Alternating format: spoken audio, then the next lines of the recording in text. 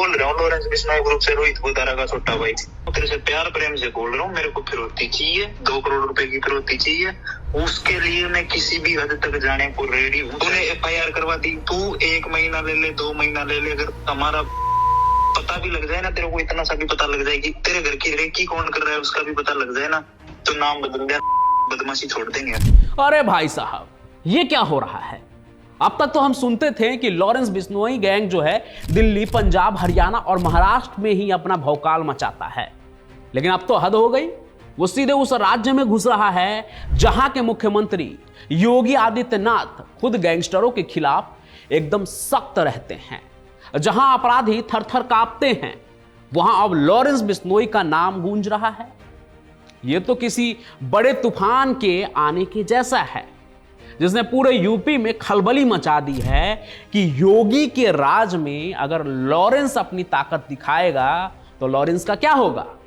सोचिए जरा, जिस यूपी में गुंडे बदमाशों की बोलती बंद है, जहां पुलिस का डंडा चलता है, वहां अब एक इंटरनेशनल गैंगस्टर का नाम सामने आ रहा है। यह वाकई चौंकाने वाली खबर है, जिसने सबको हैरान कर दिया है। लोग समझ नहीं पा रहे हैं कि आखिर यह कैसे हो गया और अब आगे क्या होगा। कहानी है उत्तर प्रदेश के अमरोहा की। यहां एक बहुत बड़ा और मशहूर कारोबारी परिवार है, हाशमी परिवार। इनका हाशमी दवाखाना देश विदेश में जाना जाता है। इनकी दवाइयां हर जगह बिकती है और यह परिवार सालों से इज्जत और नाम कमा रहा है। लेकिन अब इस नामचीन परिवार पर अचानक आफत टूट पड़ी है। अमरोहा में हाशमी ग्रुप ऑफ कंपनीज के चेयरमैन हैं डॉक्टर सिराज उद्दीन हाशमी। उनके बेटे हैं डॉक्टर बुरहान उद्दीन हाशमी। एक दिन डॉक्टर बुरहान उद्दीन हाशमी के पास एक अनजान नंबर से कॉल आती है। फोन उठाने पर जो दूसरी तरफ से आवाज आती है वो किसी के भी होश उड़ाने के लिए काफी थी। कॉलर ने खुद को सीधे सीधे लॉरेंस बिश्नोई गैंग का आदमी बताया और डॉक्टर बुरहान उद्दीन से 2 करोड़ रुपए की फिरौती की मांग कर डाली। बोल रहा हूँ लॉरेंस बिश्नोई ग्रुप से रोहित बुदारा का छोटा भाई। तेरे से प्यार प्रेम से बोल रहा हूँ, मेरे को फिरौती चाहिए, 2 करोड़ रुपए की फिरौती चाहिए। सोचिए, एक पल के लिए डॉक्टर बुरहान उद्दीन के पैरों तले जमीन खिसक गई होगी।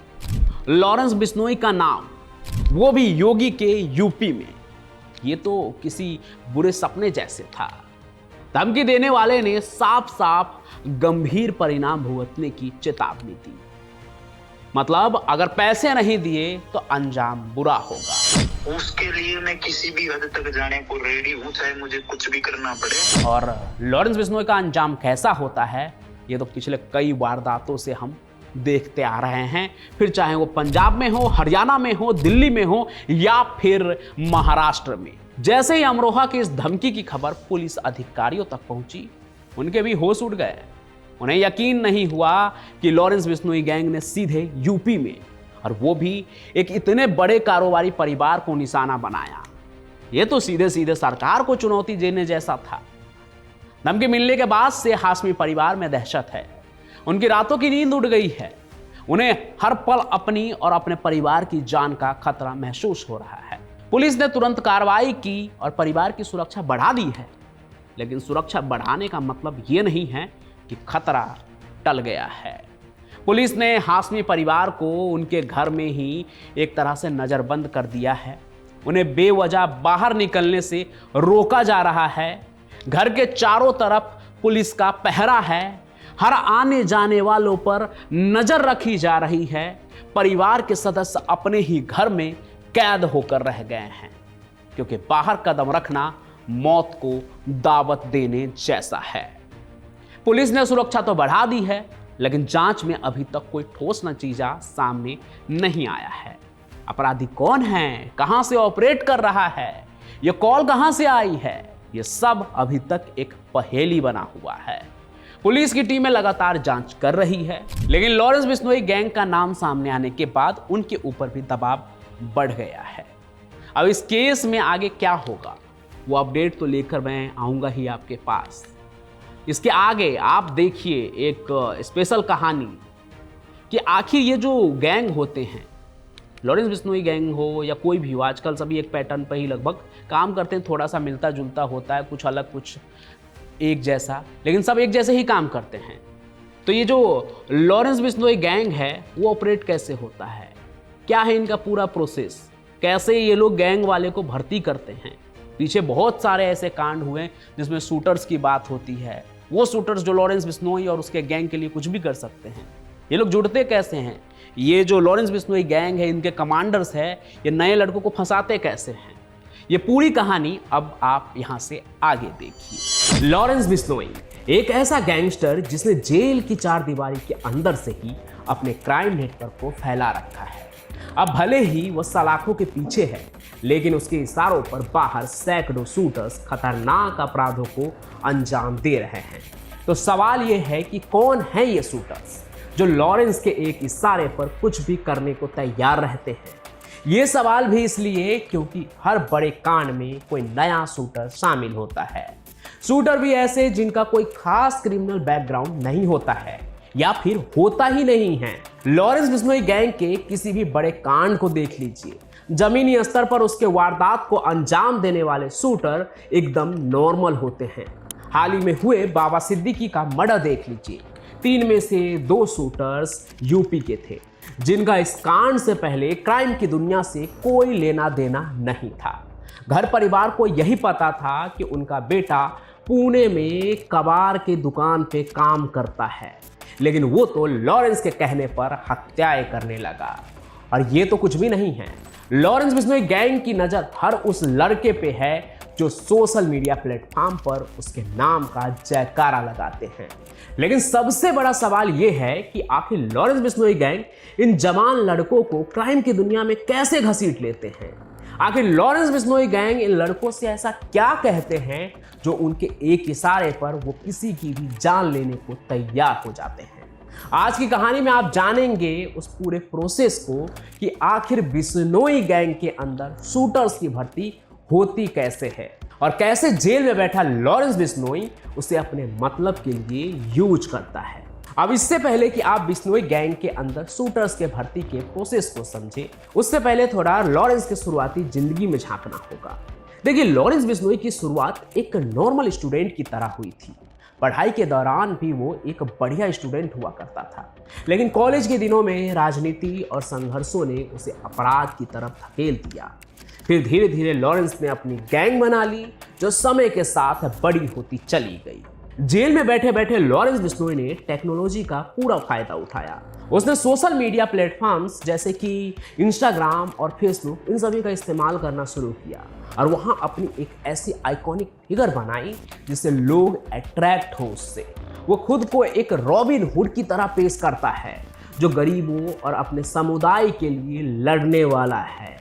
इसके इसी छवि को देखकर यूथ उसके पीछे पागल हुए पड़े हैं। क्या लड़के लड़कियां भी उसकी दीवानी हैं। हमारे चैनल पे भी कमेंट आता है कि लड़कियां कमेंट करती है कि उसे लॉरेंस बिश्नोई से शादी करनी है, अगर वो जेल में नहीं होता तो वो लॉरेंस बिश्नोई को प्रपोज कर देती। उसे गैंगस्टर मानने के लिए कोई तैयार ही नहीं है। सबको वो भगत सिंह के रास्ते पर चलने वाला और अन्याय के खिलाफ लड़ने वाला मसीहा लगता है। कहीं भी लॉरेंस या उसके भाई की कोई भी तस्वीर या वीडियो अपलोड हो जाए तो लोग उसकी तारीफ करना शुरू कर देते हैं। लाखों लोग उनके पोस्ट को लाइक करते हैं और फॉलो करते हैं, और यही लॉरेंस बिश्नोई गैंग अपना सॉफ्ट टारगेट ढूंढ लेते हैं जो उनके गैंग में शामिल हो सके। बिश्नोई गैंग के मेंबर उन लोगों पर नजर रखते हैं जो उसकी पोस्ट पर लाइक और कमेंट करते हैं। फिर जिन युवाओं में उन्हें अपराध की दुनिया में उतरने की दिलचस्पी दिखती है, उनसे कांटेक्ट किया जाता है। और ये कांटेक्ट उनसे डायरेक्टली नहीं होता है कि हाँ तुम्हें किसी का सुपारी दे रहा हूँ, किसी को ख़त्म करना है। ये गैंग वाले टारगेटेड शूटर की तलाश करके पहले उन्हें छोटे मोटे काम देते हैं, जैसे कि टारगेट की रेकी करना या जानकारी इकट्ठा करना किसी भी कांड को करने से पहले। गैंग में ऐसे लड़कों को शामिल किया जाता है जो उम्र में कम हो और जिनका परिवार से कोई जुड़ाव ना हो। यानी कुल मिलाकर वो ऐसे लड़कों को चुनते हैं जिन्हें आसानी से बहकाया जा सके। लॉरेंस बिश्नोई गैंग के लिए ये ऐसे लड़के होते हैं जिनकी सोच एकदम सटीक होती है, जिनमें कुछ करने की भूख होती है। ये अधिकतर पहली बार अपराध में शामिल हो रहे होते हैं और उनके लिए ये एक नया एक्सपीरियंस होता है और उन्हें ये यकीन दिलाया जाता है कि वो अपने जीवन में कुछ बहुत बड़ा करने जा रहे हैं। जब सलमान खान के घर पे भी फायरिंग हुआ था तो उससे पहले लॉरेंस बिश्नोई के भाई अनमोल बिश्नोई ने शूटर को मोटिवेट किया था। उसे कहा था कि तुम लाइफ में जो करने जा रहे हो वो इतिहास बनेगा, ये धर्म का काम है। तो कुछ ऐसे करके वो शूटर्स को, नए नए लड़कों को अपराध की दुनिया में धकेलने के लिए मोटिवेट करते हैं, उन्हें विश्वास दिलाते हैं कि तुम जैसा कर रहे हो ऐसा कोई और नहीं कर सकता। उन्हें एकदम विश्वास दिलाया जाता है कि लॉरेंस बिश्नोई अपने लोगों का पूरा ख्याल रखता है। उन्हें बहलाया फुसलाया जाता है पैसों के नाम पर, विदेश में सेटल करने के नाम पर। फिर इन सभी वादों पर जो फिसल जाते हैं उन्हें पहली बार अपराध की दुनिया में शामिल किया जाता है। फिर गैंग का उन लड़कों पर खास ध्यान रहता है कि वो पूरी ट्रेनिंग के साथ तैयार हो। उन्हें सिखाया जाता है कि कैसे हथियार चलाना है, कैसे किसी की रेकी करनी है और वारदात को अंजाम देने के बाद कैसे छिपना है। उन्हें यह भी सिखाया जाता है कि अपराध के बाद किसी भी सबूत को कैसे मिटाना है। ये सब कुछ बहुत ही प्रोफेशनल तरीके से किया जाता है, जैसे किसी कॉरपोरेट कंपनी में अलग अलग विभागों में लोग मिलकर काम करते हैं, कुछ वैसे ही गैंग का काम भी इसी तरह चलता है। जैसे कोई कंपनी हो, रेकी करने वालों की अलग टीम होती है जो शूटर्स को टारगेट की जानकारी देती है। फिर शूटर्स को वारदात के लिए जरूरी हथियार और गाड़ी दिए जाते हैं, वो अलग लोग सप्लाई करते हैं। इस पूरे प्रोसेस में खास बात ये होती है इनकी कि एक टीम के जो मेंबर होते हैं वो दूसरे टीम के लोगों को बिल्कुल भी नहीं जानते हैं, जिससे कि अगर एक पकड़ा गया तो दूसरे के बारे में कोई जानकारी नहीं मिल सके। फिर एक बार जब वारदात हो जाती है तो वारदात हो जाने के बाद शूटर्स को ऑर्डर दिया जाता है कि वो हथियार उसी आदमी को लौटा दे जिसने उसे हथियार दिया था। इसका कारण ये होता है कि गैंग नहीं चाहता है कि हथियार पुलिस के हाथ लगे। कई मामलों में ऐसा देखा गया है कि शूटर्स तो गिरफ्तार हुए लेकिन उनसे हथियार बरामद नहीं हुए, क्योंकि गैंग वारदात के तुरंत बाद हथियार वापस ले लेता है ताकि पुलिस की जांच घूमती रह जाए। लॉरेंस बिश्नोई का गैंग अब सिर्फ हत्याओं और जबरन वसूली तक ही सीमित नहीं है। जांच एजेंसियों के अनुसार उसने खालिस्तानी आतंकी संगठनों से भी हाथ मिला लिया है। इसके जरिए वो विदेश में अपनी पहचान बना रहा है और वहां से भी अपराधों को अंजाम दे रहा है। गैंग के बड़े नेता विदेश में बैठकर ऑपरेशन चलाते हैं और भारत में उनकी टीम इन्हें अमल पर लाती है, वही शूटर्स जिन्हें ये तैयार करते हैं। ऐसा भी नहीं है कि ये गैंग सिर्फ अपराध करने में ही माहिर है। हर अपराध के बाद उनके गैंग के मेंबर को बचाने के लिए लीगल टीम भी हर तरह से एक्टिव रहता है, जो मुश्किल समय में अपने बिश्नोई गैंग के गुर्गों को कानूनी सहायता देती है। कोर्ट में केस लड़ने से लेकर जेल से बाहर निकालने तक का इंतजाम ये लीगल टीम ही करती है, जो बिश्नोई गैंग के लिए काम करती है। यही कारण है कि लॉरेंस बिश्नोई का नाम देश के बड़े अपराधियों में गिना जा रहा है। भले ही वो जेल में हो, लेकिन उसकी गैंग ने सोशल मीडिया और संगठित तरीके से अपराध चलाने के दम पर देश में अपनी पकड़ मजबूत बना रखी है और अब तो इंटरनेशनल लेवल पर भी वो गैंग चला रहे हैं और शूटर्स भी भर रहे हैं। और इस काम को मेनली जो है गोल्डी बरार और रोहित मुदारा देखता है। अब यहाँ भी सब कुछ आपको सही ही लग रहा होगा कि एक तरफ दाऊद था जो अपने ही लोगों को छोटी छोटी चीज़ों पर मरवा देता था, और एक तरफ लॉरेंस है जो अपने हर लोगों का ख्याल रखता है। तो ऐसा भी नहीं है। ऐसे कई कांड भी हुए जिसमें शूटर्स को बड़े बड़े वादे देकर कांड करवा लिए जाते हैं, किसी की हत्या करवा दी जाती है और फिर उन्हें अपने हाल पर मरने के लिए छोड़ दिया जाता है। दाऊद भी उन्हीं मेंबर की कदर करता था जो हमेशा उसे यस बॉस कहता था और वफादार रहता था। अगर कोई दाऊद को ना कह देता किसी चीज़ के लिए तो फिर वही उसकी आखिरी दिन हो जाता था। लॉरेंस भी काफ़ी हद तक उसी रास्ते पर दिख रहा है। तो आपने देखा कि कैसे लॉरेंस बिश्नोई गैंग में सब कुछ ऑपरेट होता है, सब कुछ किसी कॉरपोरेट कंपनी की तरह है। मैं कई बार ये भी कहता हूँ कि दाऊद का गैंग जैसे चलता था, दाऊद ने अपने पूरे गैंग को एक कॉरपोरेट कंपनी बना दिया था जिसमें हर चीज़ सलीके से तय होता था, ऑपरेट होता था। वैसे ही लॉरेंस बिश्नोई गैंग भी कर रहा है। तो इन सभी चीज़ों पर आपका क्या कहना है आप कमेंट में ज़रूर लिखिए।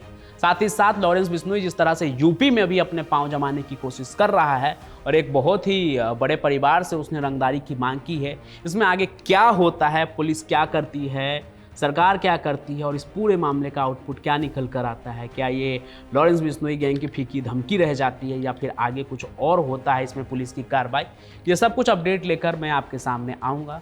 तब तक आप इस चैनल पर बने रहिए, चैनल को सब्सक्राइब जरूर कर लीजिए ताकि जब भी ये कहानी मैं लेकर आऊँ तो उसका अपडेट आपको मिले।